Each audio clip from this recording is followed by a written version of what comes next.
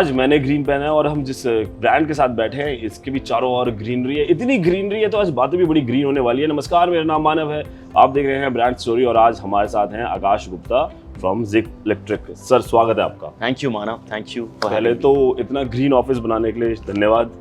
भाई हरित क्रांति पे हम निकले हैं, राइट? Green revolution. सड़कों पे अगर कुछ हरा दिखता है तभी हमें अच्छा लगता है, तो हमने कहा ऑफिस में भी हरा दिखना चाहिए। बिल्कुल, हर तरफ इतनी हरियाली है और आज मतलब प्लान नहीं किया था मैंने, बट हो गया ग्रीन। आई नो, शायद एंट्री नहीं मिलती आपको अगर आप ग्रीन नहीं पहन। Just kidding. यहाँ से हुई शुरुआत। आकाश, आपको मैंने शार्क टैंक पे पहली बार देखा था। अच्छा। और आज दूसरी बार देख रहा हूँ। क्या बात है। और मुझे लग रहा है मैं सेलिब्रिटी से मिल रहा हूँ। तो जब आप शार्क टैंक से लौट कर आए थे तब सब लोग फोटो वगैरह खिंचवा रहे थे, हो रहा था सेल्फी मोमेंट? अरे नहीं, शार्क टैंक में हम कोई जज थोड़ी बने यार, अभी वो आगे बनेंगे। इंडिया में टीवी पर आना is equivalent to celebrity status. नहीं, आई थिंक हम तो, to be very frank, shark tank बहुत देखा, यूएस वाला, उससे इंस्पायर हुए। शायद वो एक रीजन था that I could become an entrepreneur my self. Okay.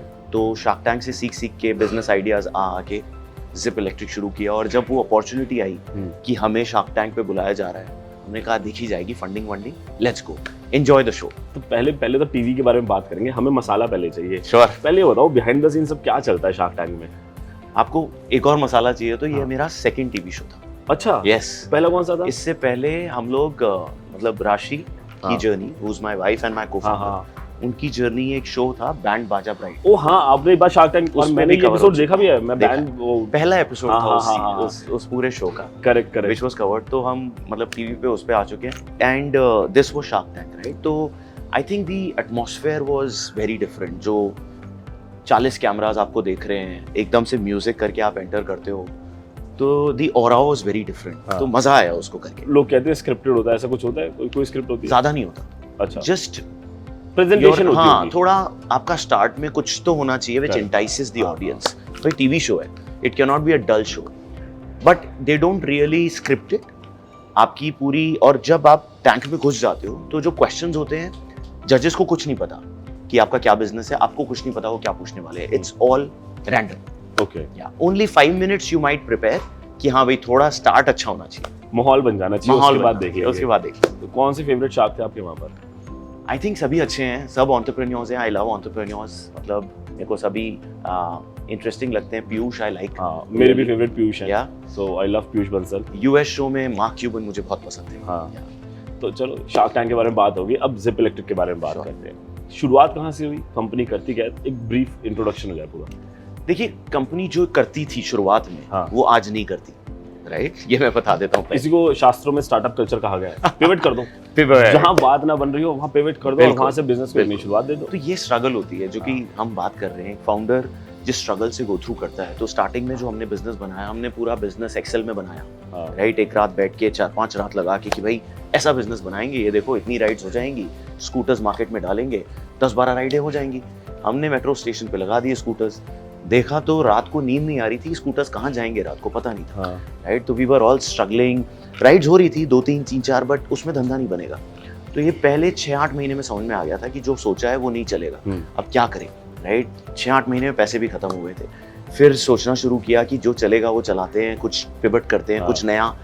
अब क्या होता है, फाउंडर की लाइफ में कुछ ना कुछ इंटरफेरेंसेस आते रहते हैं। मार्केट से कुछ फीडबैक आता है, कुछ कस्टमर से फीडबैक आता है, कुछ इन्वेस्टर से फीडबैक आता है। करेक्ट। तो वो फीडबैक सुनना बहुत जरूरी है। तो फीडबैक सुन के पहला पिवट किया कि भाई ये लास्ट माइल को छोड़ो, सब्सक्रिप्शन पे चलाते हैं बाइक्स। अच्छा। तो डिलीवरी बॉयज हमारी बाइक्स रेंट पे लेने लगे, महीने भर के प्लान में। तो वो हेडेक चले गया कि कहाँ है बाइक, अब मेट्रो स्टेशन से कोई ले तो नहीं गया, तो वो कहानी खत्म हो गई। बट वहां पे भी थोड़ा सा टसल था, उसमें उतना मजा नहीं आ रहा था, हो रहा था, बट एसेट सिक्योरिटी और जो यूटिलाइजेशन है वो अभी भी हमारे हाथ में नहीं था।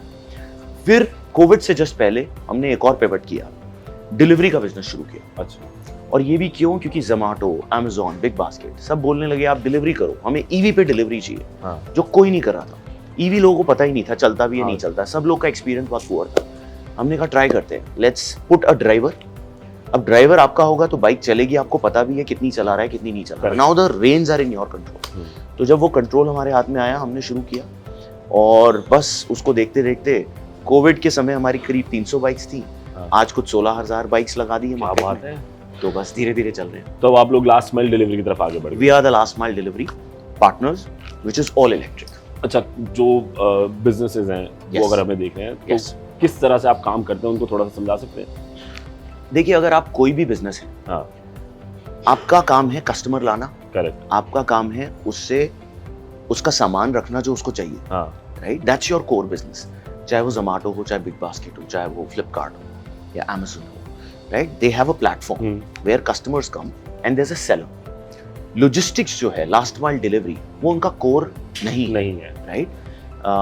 Because it's again a very different skill set. और लॉजिस्टिक्स बिजनेस अपने आप एक बहुत बड़ा बिजनेस है और Yeah. बहुत क्रिटिकल बिजनेस है. हाँ. इसके अंदर जो कैलकुलेशन है ना वो बिल्कुल बहुत अलग है, डिफरेंट है, बहुत बहुत different. बड़ा कॉस्ट सेंटर है. हाँ, अगर देखा बिल्कुल. जाए आज की डेट में ये सारे बिजनेसेस प्रॉफिटेबल क्यों नहीं है?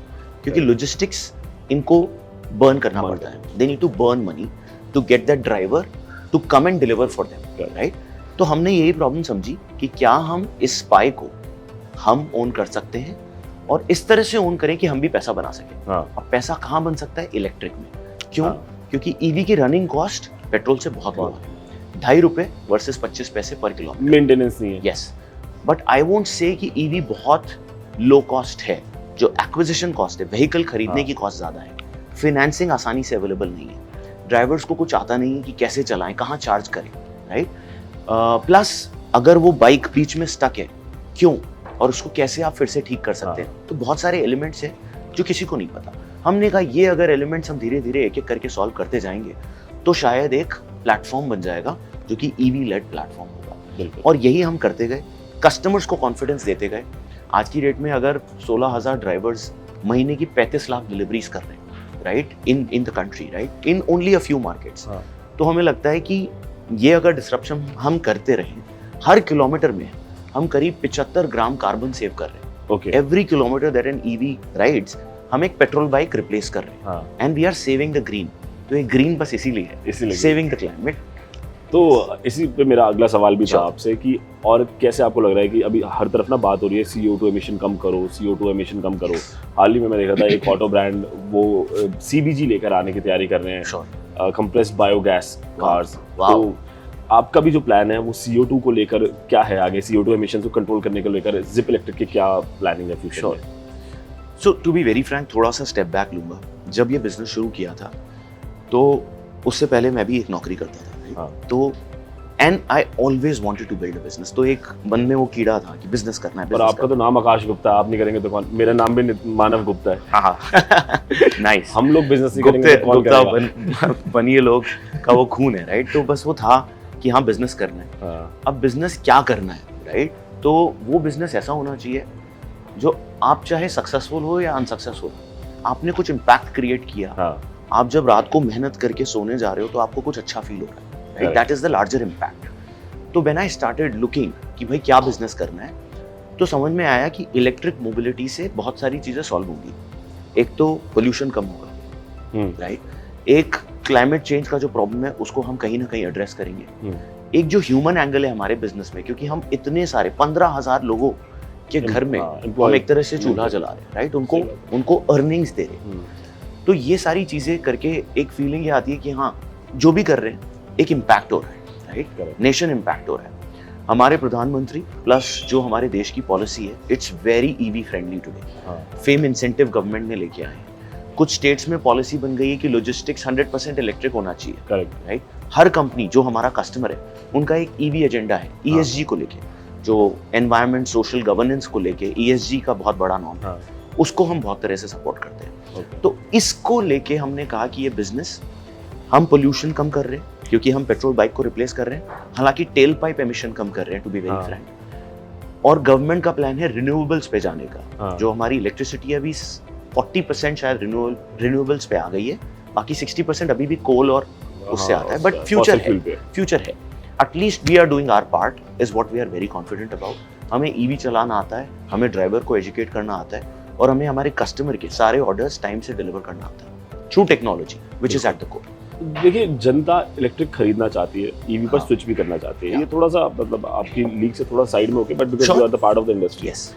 क्या किया जाए कि ज्यादा से ज्यादा लोग ईवी के ऊपर स्विच हो जाए? पूरा देश ईवी पर आपको लगता है कैसे स्विच हो सकता है एक इंडस्ट्री एक्सपर्ट होने के नाते? बिल्कुल. देखिए, ईवी पे शिफ्ट होने के लिए बहुत सारी चीजें करी जा सकती हैं। एक फेम सब्सिडी एक जिस पार्ट है, हाँ। Which is very small part. A lot needs to be done on product. जो बैटरी की कॉस्ट अभी बहुत ज्यादा है, हाँ, बैटरी की कॉस्ट में हमें कंट्रोल लेना पड़ेगा। जैसे आपने कहा बायोगैस या हाइड्रोजन, लिथियम का अभी सारा कंट्रोल हमारे पास नहीं है। द एंटायर सेल मैन्युफैक्चरिंग सब कुछ चाइना में हो रहा है, राइट? जो लिथियम के जो रॉ मटेरियल्स हैं वो इंडिया में बहुत कम है। हाँ, अभी हमने देखा था शायद कश्मीर, जम्मू कहीं कश्मीर में हाँ, मिला है, हाँ, बट उसमें हमें बहुत काम करना पड़ेगा, क्योंकि जब तक हम कॉस्ट पेट्रोल के माफिक सेम कॉस्ट पे व्हीकल को नहीं लेके आएंगे, हम कॉस्ट सेंट्रिक मार्केट है। इंडिया में सबसे ज्यादा हाँ। कॉस्ट की वैल्यू अगर एक इलेक्ट्रिक कार 20-30% ज्यादा कॉस्टली है पेट्रोल कार से, सेम मॉडल से, तो क्यों लेगा कोई? हाँ, हर यूजर सोचेगा कि पेट्रोल की कॉस्ट तो मैंने पहले ही दे दी है। करेक्ट, तो पहला काम इस पे करना पड़ेगा OEMs को हम्म। या फिर गवर्नमेंट को सपोर्ट को। दूसरा काम आई थिंक बहुत सारी चीजें करी जा सकती है। जैसे अभी रिसेंटली मैं लंदन में था, लंदन में क्या किया है उन्होंने, पार्किंग्स ईवी गाड़ियों की हर मॉल में फ्री कर दी। ठीक है, गवर्नमेंट ने इंसेंटिवाइजेशन किया तो लोग पार्किंग दे रहे हैं। चालान्स ईवी पे कम होते हैं। ओके, जैसे एक लेन चेंज का रूल है, वहां पे ट्रैफिक पे आप लेन चेंज नहीं कर सकते, बट ईवी में कर सकते हैं, अदरवाइज Okay. 1500 रुपए का फाइन, बड़ा राइट? तो ये एक चीज का रखिए। चार्जिंग स्टेशन हर जगह लगा दिए हैं लंदन में, सिंगल ऐप पे आपको हर जगह चार्जिंग स्टेशन दिख जाते हैं। तो ये छोटे स्टेप्स हैं। इसीलिए मैं कहता हूँ ईवी में जो ग्रोथ है वो एक प्लेयर नहीं लेके आएगा, इट्स एन इकोसिस्टम। हाँ, हम हैं, हमारे कस्टमर्स हैं, हमारे ड्राइवर्स हैं, हमारे चार्जिंग पार्टनर्स हैं, हमारे फाइनेंसिंग पार्टनर्स हैं, रिसाइकलिंग पार्टनर्स हैं, बैटरी मैन्युफैक्चरर्स हैं। ये सब लोग जब मिलके काम करेंगे तब ईवी आगे बढ़ पाए। करेक्ट। रिसाइकलिंग से बात मुझे याद है कि अब आप 16,000 की फ्लीट ओन करते हैं, जिप इलेक्ट्रिक ओन करता है 16,000 की फ्लीट, तो Yes. रिसाइकलिंग के ऊपर क्या फोकस है आप लोगों का? जो भी बैटरीज आपकी निकल रही होंगी, Yes. उसको आप लोग किस तरह से रिसाइकिल कर रहे हैं, या कैसा Sure. डिस्पोजल प्लान क्या है उसका? नो सो पूरी तरह से देखिए, हम सस्टेनेबिलिटी को लेके हाँ। As you read, let's make the world sustainable, बिल्कुल। That's our future. तो हम बैटरीज को भी आखिरी में एंड ऑफ लाइफ में रिसाइकलिंग का, हमने 2-3 पार्टनर्स हैं उनसे रिसाइकलिंग की पार्टनरशिप्स कर रखी है। ओके, तो क्या होता है, एक लिथियम बैटरी जो स्कूटर या फिर गाड़ी में लगती है उसमें बहुत एनर्जी होती है, वो 2-3 साल 4 साल अच्छी चलती है, उसके बाद उसकी लाइफ 50% रह जाती है। बट वो 50% लाइफ में भी इट कैन बी यूज्ड कहाँ पे? वो जा सकती है सोलर सेल्स में। जैसे आजकल आप स्ट्रीट लाइट्स देखते हैं, वहाँ पे सोलर सेल्स लगे हुए होते हैं, स्टोरेज के लिए वो लिथियम बैटरी वहाँ यूज हो सकती है। वो फिर साल भर 2 साल वहाँ चलेगी। उसके बाद जब उसमें 10-20% जूस रहेगा, तब क्या होता है, वो डिकम्पोज होती है, उसके केमिकल्स निकलते हैं, ओके, ब्लैक मास बनता है, and then it can go again into a cell structure. तो ये पूरी एक रिसाइकलिंग साइकिल है जो कि बहुत सारे पार्टनर्स काम कर रहे हैं इस पे। हमारे साथ कपल ऑफ रिसाइकलिंग पार्टनर्स काम करके बैटरी की एंड ऑफ लाइफ को सॉल्व करते हैं। तो ये ना एक्चुअली सवाल बहुत ज़्यादा होता था, बहुत, आपको पता है हमारे देश में ज्ञानी लोग तो है नहीं कम, बहुत ज्ञानी लोग हैं, और सभी कहते थे बैटरी तो लगा दी, अभी बैटरी फेंकोगे कहाँ? yes. क्योंकि इंडिया में तो मेंटालिटी है ना कि अगर कोई चीज़ खत्म होगी तो फेंक दो, करेक्ट, है ना, इसको या, फेंक या, दो। या। और लिथियम आयन बैटरी फेंकने का मतलब आप समझ रहे हैं, आप पृथ्वी को खत्म करने जा रहे सही हैं। बात है, मतलब सही उससे ज्यादा विनाशकाली विपरीत बुद्धि हो ही नहीं सकती कि अगर कोई लिथियम आयन बैटरी फेंकना शुरू सही कर कह दे। रहे हैं, बट जिस तरह से आपने डिटेल में समझाई कि कैसे आप लोग डिस्पोजल कर रहे हैं, बिल्कुल आई थिंक उसी से सस्टेनेबिलिटी की तरफ हम जा सकते पूरा हैं। केमिकल एक्सट्रैक्शन हाँ। होता है, तो वापस से हर केमिकल को निकाल के उसको फिर से यूज अपनी एप्लीकेशंस में डाला तो जाता टेक्निकली आपने लगभग 80% तो सस्टेनेबल बना ही दिया। है। यस, अगर आप yes. डिस्पोजल ठीक कर लें, आप Correct. ऑलरेडी बिजली पर चल रहे हैं, डिस्पोजल आपका ठीक हो गया, Correct. अब पॉइंट ये बच गया कि भाई बिजली जो बन रही है हाँ, वो कौन से सोर्स से बन रही है, यस, तो खाली वो चीज रह गई है, और Correct. आने वाले टाइम में वो भी ठीक हो जाएगी। वो होना चाहिए। देखिए हमारे पास इतना बड़ा लैंड बैंक है, हाँ, right, some of the largest land banks we have. Correct, solar, we are हाँ। अ कंट्री जो इक्वेटर के बहुत पास है, सोलर का प्रॉब्लम नहीं है। करेक्ट। गर्मी हमने देखी, सोलर भी कर सकते हैं हम, विंड भी कर सकते हैं। आप एब्सोल्युटली, राजस्थान की Wind तरफ is जाएं, वहाँ पर आप विंड फार्म लगा सकते हैं, बहुत। है इस तरह का माहौल है कि प्लस वहाँ वी पर- हैव वाटर रिसोर्सेज आल्सो। बिल्कुल। अभी तो- पीछे आप जितने भी पहाड़ों पे जाएं, काफी सारे अब वैसे हाइड्रो पावर प्लांट्स लग गए हैं। Yes. चाहे वो हिमाचल के अंदर बहुत सारे हाइड्रो पावर बिल्कुल। प्लांट्स हैं, कश्मीर के अंदर बहुत सारे बिल्कुल। हाइड्रो पावर प्लांट्स हैं। तो वो और- कंसर्टेड एफर्ट है, हाँ, राइट। और- अब वो काम हम शायद जिप नहीं कर सकते, करेक्ट। राइट। हम एक चीज ठीक कर लें, बट बहुत लोग ये कर सकते हैं। और न्यूक्लियर पावर प्लांट लग जाए तब तो फिर बात ही क्या है, एब्सोल्युटली, फिर तो That'll be ज्यादातर प्रॉब्लम ही सॉल्व हो जाएगी। ट्रू। फ्यूचर प्लानिंग क्या चल रही है जिप इलेक्ट्रिक की? आगे ये 16,000 से 1,60,000, 16 लाख और 1 करोड़ 60 लाख कब हो रहे हैं? आपने खुद ही बता दिया, मतलब प्लानिंग यही है कि इस फ्लीट को ग्रो करते रहना है, हाँ, सिटीज में एक्सपैंड करते रहना है। क्या हम जिप को ग्लोबल भी लेके जा सकते हैं, ये भी हम चीज सोचते हैं, right. I was travelling in a few places, अभी 2-3 महीने से आई एम ट्रैवलिंग सीइंग कि ये जिप वाला जो डिसरप्शन है जो हम इंडिया में लेके आए हैं, हालांकि इंडिया बहुत बड़ा मार्केट है, क्या हम इसको ग्लोबल भी लेके जा सकते हैं? क्योंकि हर जगह बारिंग चाइना ईवी पेनिट्रेशन बहुत कम है और लोगों को भी समझ में नहीं आता कि बिजनेस कैसे बन सकता है, एक सस्टेनेबल बिजनेस मॉडल कैसे बन सकता है। तो हमारा फ्यूचर यही है, we want to build a sustainable business model जो कि सेल्फ प्रॉफिटेबल हो। एक बहुत अच्छी टीम के साथ काम कर रहे हैं और वही चीज़ करते रहेंगे। आज करीब 1000 लोग की टीम है, क्या इसको और हम इक्विप कर सकते हैं? आज 15,000 लोगों की लाइफ सपोर्ट कर रहे हैं, क्या हम उसको 1.5 लाख बना सकते हैं इन द नेक्स्ट 2 ईयर्स? क्या हम उसको 15 लाख बना सकते हैं in the next 10 years? Right? क्या इस बिजनेस को फुल्ली प्रॉफिटेबल बना के एक सेल्फ सस्टेनेबल बिजनेस बना के IPO लेके जा सकते हैं? Right? Those are the plans that we think and कोशिश पे लगे हैं, यहाँ तक आए हैं तो वहाँ भी पहुँचेंगे। अच्छा, एक लास्ट सवाल, और ये बहुत ही ह्यूमन इंटरेस्ट वाला सवाल मैं पूछना चाहूँगा। पता नहीं ह्यूमन इंटरेस्ट सही शब्द भी है, एनीवेज सवाल ये है कि जो एक पार्टनर जो एक आइस इंजन वाली पेट्रोल वाली बाइक चला रहा है, या जो एक पार्टनर आपके साथ काम कर रहा है, दोनों में कौन ज्यादा अर्न करता है? इलेक्ट्रिक वाला, मतलब श्योर इनकम इलेक्ट्रिक। बहुत अच्छा सवाल है आपका, ये सवाल अच्छा है। देखिए मैं बताता हूँ, अगर एक डिलीवरी बॉय पेट्रोल बाइक चला रहा है वर्सेज एन इलेक्ट्रिक बाइक चला रहा है और वो दिन में 15 शिपमेंट डिलीवर करता है, लेट्स से फूड के, वो करीब कमाता है 21-22 हज़ार रुपए महीने में। अच्छा, पेट्रोल वाला भी, ईवी वाला भी, कमाई सेम है। ठीक है, कमाई में कोई फर्क नहीं है क्योंकि मेहनत दोनों की सेम है, डिस्टेंस दोनों सेम चल रहे हैं, input cost almost EV versus petrol running cost सब मिला ले सिमिलर है। ठीक है, राइट? तो कमाई सेम है, बट पेट्रोल वाले बंदे की जो खर्चे हैं 2.5 रुपए पर किलोमीटर, अगर वो दिन के 100 किलोमीटर चला रहा है, प्लस उसकी मेंटेनेंस कॉस्ट ज्यादा होती है पेट्रोल की वर्सेस इलेक्ट्रिक, EMI भी वो दे रहा है, राइट, जो कि पेट्रोल में ज्यादा है, डाउन पेमेंट भी उसने दिया है, राइट? तो उसका जो टोटल सेविंग होती है 22,000 में से सिर्फ 10,000 रुपए बचते हैं, ओके, पेट्रोल वाले के। अच्छा, जो कि वो घर में अपने खर्चों के लिए सेव कर सकता है। अगर वही ईवी और जिप के साथ चला रहा है तो उसका सिर्फ 4500 से 5,000 रुपए का खर्चा है।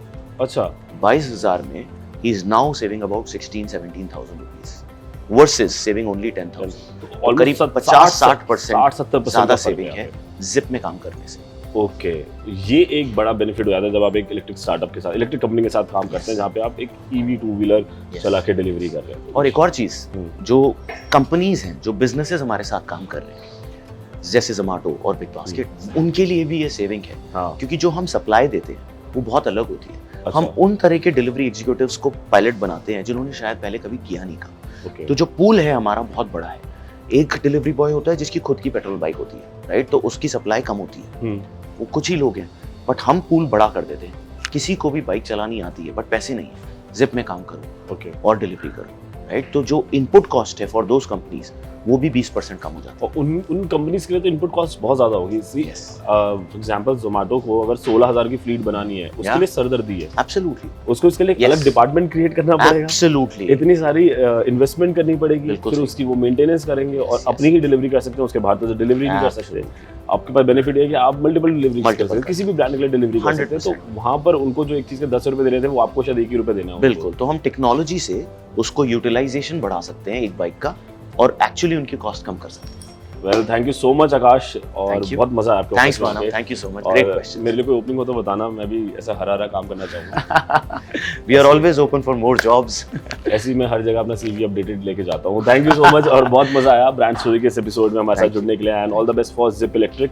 हम उम्मीद करेंगे कि आप वाकई 1 करोड़ 60 लाख 16 करोड़ 160 करोड़ इतनी जनता है दुनिया में होगी, 140 तो इंडिया में ही है। तो Bharatvarsh, I hope we are able to do it. बिल्कुल, तो जल्दी मिलेंगे दोबारा आकाश से और इसी तरह से बेहतरीन बातें करेंगे। आपकी कोई राय हो तो कमेंट कर जरूर बताइएगा। मेरा नाम मानव है। जब भी गाड़ी चलाएं सीट बेल्ट लगाएं, हेलमेट लगाएं, एक दूसरे की इज्जत करो, प्यार करो, जय हिंद कहो।